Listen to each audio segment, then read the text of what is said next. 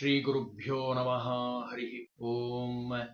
यतो जन्माद्यस्य श्रुतिसुनयमानैकविषयात् स्वतन्त्रस्तन्त्रज्ञो गुरुरपि गुरोर्यश्च जगताम् विमूढा यत्तत्त्वम् प्रकटमिह वेत्तुम् सुमनसो मुकुन्दम् ध्यायामापादपाकम् तम् स्वमहसा सर्वविघ्नः प्रशमनम् सर्वसिद्धिकरम् परम् सर्वजीवप्रणेतारम् वन्दे विजयतं हरिं करोतु मम कल्याणं हरिर्हयमुखाभितः गुरुश्च मध्वनामा मे वरदोऽस्तु निरन्तरम् वाणिते करवण्यम्बचरणो हृदि सर्वदा मद्वाक्यसरणीर्भूयात् श्रीमदाचार्यभावग समाश्रयेत् गुरुं भक्त्या महाविश्वासपूर्वकं निक्षेपे सर्वभारांश्च गुरो ಶ್ರೀಪಾದಪಂಕಜೇ.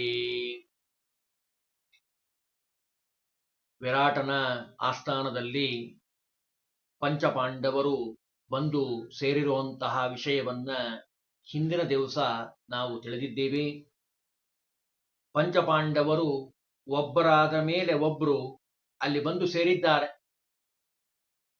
ಮತ್ತೆ ಯಾರಿಗೂ ಯಾಕೆ ಗೊತ್ತಾಗ್ಲೇ ಇಲ್ಲ, ಇವರನ್ನು ಯಾರು ಕಂಡು ಹಿಡಿಲಿಲ್ಲ ಯಾಕೆ ಅಂತ ಪ್ರಶ್ನೆ ಮಾಡಿಕೊಂಡ್ರೆ ಅದಕ್ಕೆ ಹೇಳ್ತಾರೆ, ಅಜ್ಞಾತವಾಸದಲ್ಲಿ ಕೃಷ್ಣ ಪರಮಾತ್ಮನ ಅನುಗ್ರಹ, ದುರ್ಗಾದೇವಿಯ ವಿಶೇಷ ಅನುಗ್ರಹದ ಬಲದಿಂದ, ಭಗವಂತ ಮತ್ತು ದುರ್ಗಾದೇವಿಯ ಅನುಗ್ರಹದ ಬಲದಿಂದ ಅವರನ್ನು ಯಾರು ಗುರುತಿಸಲಿಕ್ಕೆ ಸಾಧ್ಯ ಆಗಲಿಲ್ಲ.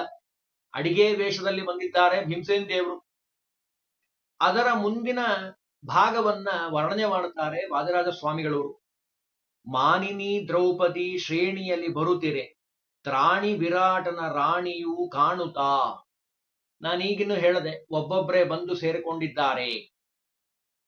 ಧರ್ಮರಾಯ ಬಂದ, ಭೀಮಸೇನ ದೇವರು ಬಂದ್ರು, ನಕುಲ ಸಹದೇವರು ಬಂದಿದ್ದಾರೆ, ಅರ್ಜುನ ಬಂದಿದ್ದಾನೆ. ನಮಗೆಲ್ಲ ಮಹಾಭಾರತದಲ್ಲಿ ಶ್ರವಣ ಮಾಡಿರೋರಿಗೆ ಗೊತ್ತಾಗತ್ತೆ.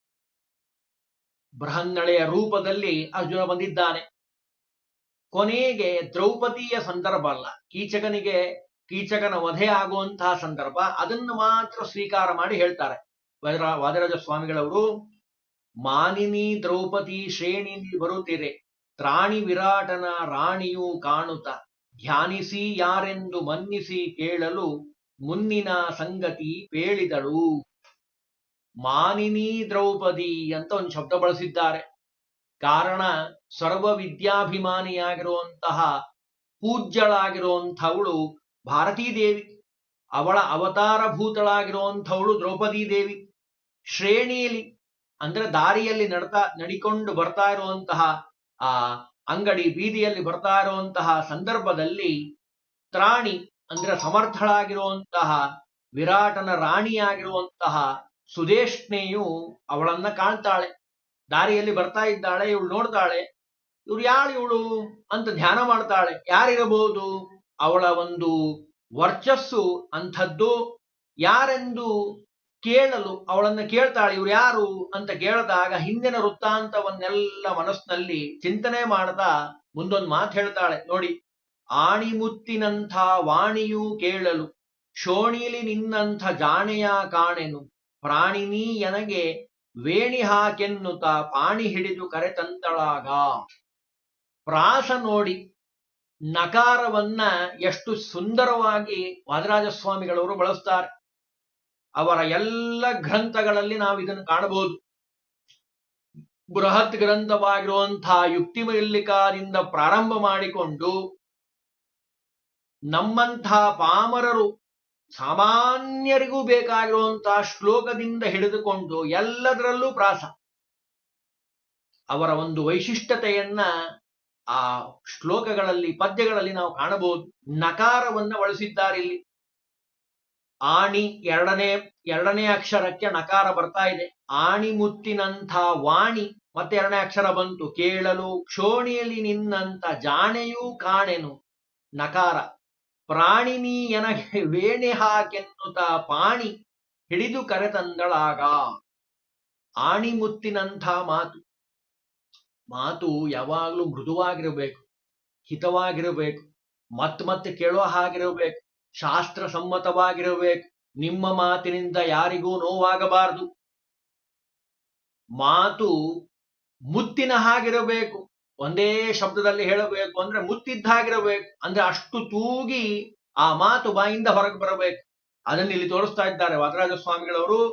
ಆಣಿಮುತ್ತಿನಂಥ ವಾಣಿಯ ಕೇಳಲು. ಸಾಮಾನ್ಯವಾಗಿ ಸರಸ್ವತಿಯ ಅನುಗ್ರಹವನ್ನ ಪಡೆದಂತಹ ವ್ಯಕ್ತಿ ಮಾತಾಡ್ಲಿಕ್ಕೆ ಕೂತ್ರೆ ಎಷ್ಟು ಚೆನ್ನಾಗಿ ಮಾತಾಡ್ತಾನಲ್ಲ, ಭೂತಳದಲ್ಲಿ ಬೃಹಸ್ಪತಿ ಬಂದಿದ್ದಾನೇನೋ ಅಂತ ಅನಿಸ್ಬೇಕು, ಆ ರೀತಿ ಮಾತಾಡ್ತಾ ಇದ್ದಾನಲ್ಲ ಅಂತ ಅನಿಸ್ತದೆ. ಅಂದ್ರೆ ಆ ಸರಸ್ವತಿಯ ಅನುಗ್ರಹ ಪಡೆದ ವ್ಯಕ್ತಿಗೆ ಅಷ್ಟು ಶಕ್ತಿ ಇರಬೇಕಾದ್ರೆ ಸಾಕ್ಷಾತ್ ಆಗಿ ವಾಣಿ ಅಂದ್ರೆ ಯಾರು, ಭಾರತೀ ದೇವಿನೇ ಬಂದಿರುವಂಥದ್ದು. ಆ ವಾಣಿಯನ್ನ ಕೇಳಲು ಸುಮಧುರವಾದ ಮಾತು, ಅತ್ಯದ್ಭುತವಾದ ಮಾತು, ವಾಗಭಿಮಾನಿಯಾಗಿರುವಂತಹ ಭಾರತೀ ದೇವಿಯ ಮಾತನ್ನ ಕೇಳಿ ಶೋಣಿಲಿ ಅಂದ್ರೆ ಇಡೀ ಭೂಮಂಡಲದಲ್ಲಿ ನಿನ್ನಂಥ ನಿನಗೆ ಸಮನಾದರಂತಹ ಜಾಣೆಯ ಕಾಣೆನು, ಬುದ್ಧಿಶಾಲಿಯನ್ನ ನಾನು ಕಾಣೆನು. ಯಾಕೆ? ವಿದ್ಯಾಭಿಮಾನಿಯಾಗಿರುವಂತಹ ಸರಸ್ವತೀ ದೇವಿಗೆ ಸಮನಾದವರು ಯಾರಿದ್ದಾರೆ? ಅಷ್ಟು ಆ ಜ್ಞಾನದ ಪ್ರತಿಭೆ ಆ ಸರಸ್ವತೀ ದೇವಿಯ ಮೂರ್ತಿಯಾಗಿರುವಂಥವಳು. ಪ್ರಾಣಿ ಅನಾಥಳಾದ ಹೇ ಸ್ತ್ರೀ, ಅವಳಿಗೆ ಒಬ್ಬ ಸ್ತ್ರೀ ಕಾಣಿಸ್ತಾ ಇದ್ದಾಳೆ, ಅವಳಿಗೆ ಹೇಳ್ತಾ ಇದ್ದಾಳೆ, ಯಾರು? ಈ ಸುದೇಶ್ನೆ, ನಾನು ನನ್ನ ಮನೆಗೆ ಬಾ, ನಿನ್ನ ನಾನು ಯಾಕೆ ಕರ್ಕೊಂಡು ಹೋಗ್ತೀನಿ ಅಂದ್ರೆ ವೇಣಿಯ ಹಾಕೆನುತ. ವೇಣಿ ಅಂದ್ರೆ ಹೆರಳು, ಜಡೆ ಹಾಕೋದು ಅಂತಾರಲ್ಲ, ಆ ಕೇಶ ಅಲಂಕಾರ ಮಾಡ್ಲಿಕ್ಕೋಸ್ಕರವಾಗಿ ಸೇವಕಿಯಾಗಿ ನನ್ನ ಮನೆಗೆ ಬಾ, ನಾನು ನಿನಗೆ ಆಶ್ರಯವನ್ನ ಕೊಡ್ತೀನಿ. ಪಾಣಿ ಹಿಡಿದು ಅಂದ್ರೆ ಕೈ ಹಿಡಿದು, ಪಾಣಿಗ್ರಹಣ ಅಂತಾರ ನೋಡಿ ವಿವಾಹದಲ್ಲಿ, ಹಂಗೆ ಆ ಕೈಯನ್ನ ಹಿಡಿದು ಅಂದ್ರೇನು, ಅಲ್ಲಿ ವರ ವಧುವನ್ನ ಕೈ ಹಿಡಿದು ಮನೆ ಕರ್ಕೊಂಡ್ ಬರ್ತಾನೆ, ರಕ್ಷಣೆ ಮಾಡ್ತೀನಿ ಅಂತ. ಹಾಗೆ ಇಲ್ಲಿ ನಾನು ನಿನಗೆ ಆಶ್ರಯವನ್ನ ಕೊಡ್ತೀನಿ, ನನ್ನ ಆಸ್ಥಾನಕ್ಕೆ ಬಾ ಅಂತ ಹೇಳಿ ಅವಳನ್ನ ಕೈಯನ್ನ ಹಿಡಿದು ತನ್ನ ಅರಮನೆಗೆ ಕರೆತಂದಳಾಗ. ಎಷ್ಟು ಸುಂದರವಾಗಿ ಪ್ರಾಸಬದ್ಧವಾಗಿ ಆ ಮೂಲ ಗ್ರಂಥದ ವಿವರಣೆಯನ್ನ ವಾದರಾಜ ಸ್ವಾಮಿಗಳವರು ನಮಗೆ ನೀಡುತ್ತಾ ಇದ್ದಾರೆ. ಮುಂದೆ ಹೇಳ್ತಾರೆ, ಈಶ ಕೇಳು ಪರದೇಶದಿಂದೊಬ್ಬಳು, ಕೇಶ ಕಟ್ಟುವಂಥ ವೇಷದಿ ಬಂದಳು, ಸಾಸಿರ ಮುಖದ ಶೇಷನಿ ರೂಪವ ಲೇಸಾಗಿತ ವರ್ಣಿಸಲಾರ, ವಾಸ ಮಾಡುವೆನು ಮಾಸ ಈರಾರೆಂದು ಗ್ರಾಸವ ಕೊಟ್ಟೆನ್ನ ಪೋಷಿಸೆಂದ ನುಡಿ, ದೋಸನು ಪೇಳಲು ಮೀಸೆಯ ತಿರುಹೊತ್ತ ಮೀಸಲೆನಗೆಂದು ತೋಷಿಸಿದ. ಎಷ್ಟು ಸುಂದರವಾಗಿ ಹೇಳ್ತಾರೆ ನೋಡಿ. ಯಾವಾಗ ಅವಳನ್ನ ಕರೆದುಕೊಂಡ್ ಬಂದ್ರೋ ದ್ರೌಪದಿ ದೇವಿಯನ್ನ, ಈ ಸುದೇಶ್ನೆಯ ಸಹೋದರ ಪರಮ ನೀಚನಾಗಿರುವಂತಹ ಕೀಚಕ ಅವನ ಎದುರಿಗೆ ಸಿಗ್ತಾನೆ. ದಿಗ್ವಿಜಯದಿಂದ ಬಂದಿರ್ತಾನೆ, ಮಹಾ ಉನ್ಮತ್ತ ಬಲಿಷ್ಠ. ಬಂದಂತ ಸಂದರ್ಭದಲ್ಲಿ ದ್ರೌಪದಿಯನ್ನ ಕರೆದುಕೊಂಡು ಬರುವಂತಹ ಸಂದರ್ಭ, ಇಬ್ರು ಭೇಟಿಯಾಗ್ತಾರೆ. ಆ ಅಕ್ಕನನ್ನ ಕೇಳ್ತಾನೆ ಸುದೇಶ್ನೆಯನ್ನ, ಇವಳು ಯಾರು, ಎಲ್ಲಿಂದ ಕರ್ಕೊಂಡ್ ಬಂದಿದ್ದೀಯಾ ಅಂತ ಕೇಳಿದಾಗ, ದಾಸಿ ರೂಪದಲ್ಲಿರುವಂತಹ ಆಕೆಯು ತನ್ನ ಭೋಗಕ್ಕೆ ಮೀಸಲಾಗಿರ್ಲಿ ಅಂತ ಹೇಳಿ ಹರ್ಷ ಪಡ್ತಾನೆ. ಎಷ್ಟು ನೀಚ ನೋಡಿ, ನೀಚತನದ ಸ್ವಭಾವ ಹೇಗಿರ್ತದೆ ಅದನ್ನು ಮುಂದೆ ವರ್ಣನೆ ಮಾಡ್ತಾರೆ. ಈಶಾ ಅಂದ್ರೇನು, ಅವಳು ತನ್ನ ತಮ್ಮನ ಮೇಲೆ ಸಹೋದರನ ಮೇಲೆ ಅಷ್ಟು ಅಭಿಮಾನ, ಸಮರ್ಥನಾಗಿರುವಂತಹ ಕೀಚಕ.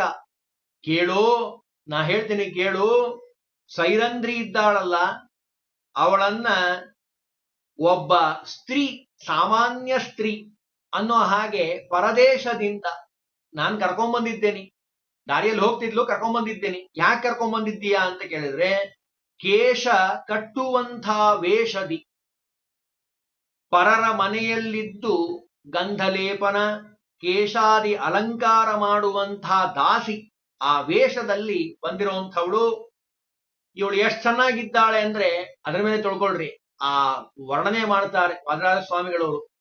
ಸಾಸಿರ ಮುಖದ ಅಂದ್ರೆ 1000 ಮುಖವುಳ್ಳಂತಹ ಶೇಷನು, ಶೇಷದೇವರು ಈ ರೂಪವನ್ನ ಅಂದ್ರೆ ಇವಳ ಸೌಂದರ್ಯವನ್ನ, ಜ್ಞಾನವನ್ನ, ಅತ್ಯದ್ಭುತವಾದ ಮಹಿಮೆಯನ್ನ ತಾ ಲೇಸಾಗಿ ಅಂದ್ರೆ ಪೂರ್ಣವಾಗಿ ವರ್ಣನೆ ಮಾಡಲಾರ. ನೋಡಿ, ಅಂದ್ರೆ ಭಾರತೀ ದೇವಿಯ ತಾರತಮ್ಯವನ್ನೂ ಇಲ್ಲಿ ತಿಳಿಸ್ತಾ ಇದ್ದಾರೆ ನಮ್ಮ ವಾದರಾಜ ಸ್ವಾಮಿಗಳವರು. ಪರಶುಕ್ಲತ್ರಯರ ಆದ ಮೇಲೆ, ಸರಸ್ವತಿ ಭಾರತಿ ಆದ ಮೇಲೆ ಬರೋಂಥವ್ರು ಯಾರು? ಗರುಡ, ಶೇಷ, ರುದ್ರ. ಅದನ್ನಿಲ್ಲಿ ತೋರಿಸ್ತಾ ಇದ್ದಾರೆ. ಭೀಮ, ಬಲಭದ್ರ ಅಂದ್ರೆ ಕೃಷ್ಣನ ಅಣ್ಣನಾಗಿರುವಂತಹ ಬಲರಾಮ್ ದೇವರು, ಶಲ್ಯ ಮತ್ತು ಕೀಚಕ, ಇವರು 4 ಜನ ಮಹಾಪರಾಕ್ರಮಿಗಳು. ಜಗತ್ತು ಕಂಡಂತಹ ಅತ್ಯದ್ಭುತವಾದ ಶಕ್ತಿ ಸಾಮರ್ಥ್ಯ ಉಳ್ಳಂಥವರು ಈ 4 ಜನ. ಒಬ್ರಿಗಿಂತ ಒಬ್ರು ಬಲಾಢ್ಯರು. ಕೀಚಕ, ಅವನ್ಗಿಂತ ಶಲ್ಯ, ಅವನ್ಗಿಂತ ಬಲಭದ್ರ, ಅವನ್ಗಿಂತ ಭೀಮಸೇನ್ ದೇವ್ರು. ಅದರಲ್ಲಿ ಕೊನೆಯದವನಾಗಿರುವಂಥವನು ಈ ಕೀಚಕ. ಅಷ್ಟೇ ಅಲ್ಲ, ಅದಕ್ಕೆ ಅವಳೊಂದು ಇಲ್ಲಿ ಶಬ್ದ ಬಳಸಿದ್ದನ್ನು ಬಹಳ ಸುಂದರವಾಗಿ ಹೇಳ್ತಾರೆ. ರುದ್ರಾದಿ ಸರ್ವ ದೇವಾನ ಮನೋವಾಚಾಮ ಗೋಚರ ಅನಾದಿತ್ಯಶ್ಚ ಸರ್ವಜ್ಞ ದ್ವಾತ್ರಿಂಶರ್ ಲಕ್ಷಣೈರ್ಯುತ. ರುದ್ರಾದಿ ದೇವತೆಗಳಿಗೂ ನಿಲುಕದೇ ಇರುವಂತಹ ಅತ್ಯದ್ಭುತವಾದ ಗುಣಗಳನ್ನ ಹೊಂದಿರುವಂಥವಳು ಭಾರತೀ ದೇವಿ. ಅದನ್ನಿಲ್ಲಿ ಸಂಬೋಧನೆ ಮಾಡ್ತಾ ಇದ್ದಾರೆ ಬಹಳ ಸುಂದರವಾಗಿ. ಯಾರು? ವಾದರಾಜ ಸ್ವಾಮಿಗಳವರು. ಶೇಷದೇವರು ಏನ್ ವರ್ಣನೆ ಮಾಡ್ತಾರೆ? ಮಾಡ್ಲಿಕ್ಕೆ ಸಾಧ್ಯ ಇಲ್ಲ, ಅಷ್ಟು ಅತ್ಯದ್ಭುತವಾದ ರೂಪ ಅಂತ ವರ್ಣನೆ ಮಾಡ್ತಾಳೆ ಅಕ್ಕ ತಮ್ಮನ ಮುಂದೆ. ಅಷ್ಟು ಆ ಬಾಂಧವ್ಯ ಇಬ್ರು ಮೇಲೂ, ಅವರ ಮೇಲೆ. ಇನ್ನೂ ಒಂದು ಬಹಳ ಮುಖ್ಯವಾದ ವಿಷಯ ಏನು ಅಂದ್ರೆ, ಆಕೆಯನ್ನ ದೇವಾದಿಗಳಿಂದ ಸೇವಿಸಲ್ಪಡುವಂಥವಳು ಭಾರತೀ ದೇವಿ, ಸರಸ್ವತಿ ದೇವಿ. ಕೇಶ ಕಟ್ಟುವಂಥ ವೇಷದಿ ಪೂಜ್ಯಳಾದ ಸ್ತ್ರೀ ಅನ್ನೋದು ಆ ಭಾವನೆಯಲ್ಲಿ ನಾವು ವ್ಯಕ್ತ ಆಗುವಂಥದ್ದು. ಮಾಸ ಈರಾರು ಅಂದ್ರೆ 1 ವರ್ಷಗಳ ಕಾಲ ವಾಸ ಮಾಡ್ತೀನಿ ನಿಮ್ಮಲ್ಲಿ ಅಂತ ಬಂದಿದ್ದಾಳೆ. ಗ್ರಾಸವ ಕೊಟ್ಟು ಅನ್ನ ಹಾಕಿ ನನ್ನನ್ನ ಪೋಷಣೆ ಮಾಡುವುದಾಗಿ ಓಸನು ಎಲ್ಲವನ್ನು ಪೇಳಲು ಅಂದ್ರೆ ಹೇಳಲು ಇಷ್ಟೆಲ್ಲ ಹೇಳಿದ್ಲು. ಅವನು ಹೇಳಿದ ಕೂಡಲೇ ಅವನೇನು ಮಾಡ್ದ? ಸಂತೋಷದಿಂದ ಮೀಸೆಯ ತಿರುಗುತ್ತಾ 2 ಕೈಯಿಂದ ಮೀಸೆಯನ್ನ ಹುರಿ ಮಾಡ್ತಾ, ಈ ಸೈರಂಧ್ರಿ ಏನು ಬಂದಿದ್ದಾಳಲ್ಲ, ನನ್ನ ಭೋಗಕ್ಕೆ ನನಗೋಸ್ಕರವಾಗಿ ತೋಷಿಸಿದ, ಸಂತೋಷಪಟ್ಟ. ಏನು ಬಹಳ ಸಂತೋಷ, ಇಷ್ಟು ಸೌಂದರ್ಯವತಿಯನ್ನ ಕರ್ಕೊಂಡ್ಬಂದ್ಬಿಟ್ಟಿದಾಳ ಅಂತ ಒಳಗೊಳಗೆ ಸಂತೋಷಪಟ್ಟ. ಮುಂದೆ ಹೇಳ್ತಾರೆ, ನಾರಿ ಅಕ್ಕನಲ್ಲಿ ಸೇರಿಕೊಂಡಿಹಳು ಮೋರೆಯ ನೋಡಲು ಭಾರಿ ಗುಣದಂತೆ ತೋರುತ್ತಲಿದೆಯನ್ನ ಸೇರಿದ ಮೇಲನು ಚಾರಿ ಏರಿಸುವೆ ಮೀರಿಸಿದ್ದಕ್ಕೆ ವಾರಿ ಗೆಣ್ಣೆಲೊಂದು ಸಾರಿ ನೋಡಲೆಂದು ಬಾರಿ ಬಾರಿ ಯಾಕೆ ಮೋರೆ ನೋಡುತ್ತಿರೆ ನೀರೇ ಆ ಕ್ರೂರನ ಘೋರ ರೂಪಕ್ಕಂಜಿ ಮೋರೆ ತೋರದೆ ಗಂಭೀರದಿರೇ. ನಾನು ಹೇಳಿದ್ನಲ್ಲ, ವಾದರಾಜ ಸ್ವಾಮಿಗಳವರ ವೈಶಿಷ್ಟ್ಯತೆ, ಅವರ ವಿದ್ವತ್ ಪ್ರತಿಭೆ. ರಕಾರವನ್ನ ಇಲ್ಲಿ ಬಳಸಿದ್ದಾರೆ ಪ್ರಾಸಬದ್ಧವಾಗಿ. ಅಲ್ಲಿ ನಕಾರ ಇದೆ, ಇಲ್ಲಿ ರಕಾರ ಇದೆ.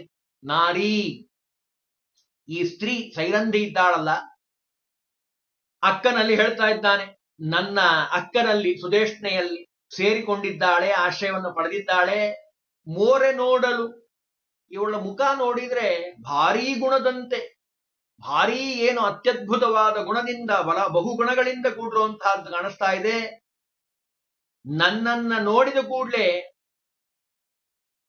ಅವಳ ಒಂದು ವ್ಯಕ್ತಿತ್ವವೇ ಬದಲಾಗಿರುವಂಥದ್ದು ಅಂತ ಅನಿಸ್ತಾ ಇದೆ. ಅಂತರಂಗದ ಸೇವೆಗೆ ಇವಳನ್ನ ತೊಡಗಿಸಿಕೊಳ್ಳೋಣ. ಯಾಕೆ? ಅವಳ ಮುಖಭಾವ ಆಗಿದೆ, ಅಷ್ಟು ಸೌಂದರ್ಯವತಿಯಾಗಿದ್ದಾಳೆ ಅಂತ ಇವನು ಮನಸ್ಸಿನಲ್ಲೇ ಲೆಕ್ಕ ಹಾಕ್ತಾ ಇದ್ದಾನೆ. ವಾರೆಗಣ್ಣಿನಲ್ಲಿ ಒಂದ್ಸಾರಿ ನೋಡ್ತಾನೆ ಅವಳ ಕಡೆ, ಒಂದ್ಸಾರಿ ನೋಡ್ತಾನೆ, ಮತ್ತೆ ನೋಡ್ಲಾರ್ದಂಗ್ ಮಾಡ್ತಾನೆ. ವಾರೆಗಣ್ಣಿನಲ್ಲೊಂದು ಸಾರಿ ನೋಡಲೆಂದು ಬಾರಿ ಬಾರಿ ಯಾಕೆ ಮೋರೆ ನೋಡುತ್ತಿರೆ. ಮತ್ ನೋಡ್ತಾನೆ, ಮತ್ತೆ ಬಿಡ್ತಾನೆ. ದ್ರೌಪದಿಯ ಮುಖವನ್ನ ಕೀಚಕ ನೋಡ್ತಾ ಇದ್ದಾನೆ.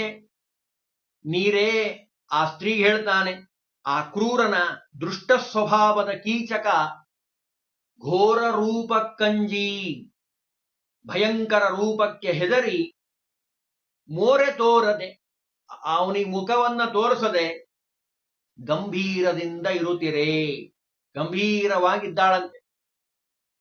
ಅಂದ್ರೆ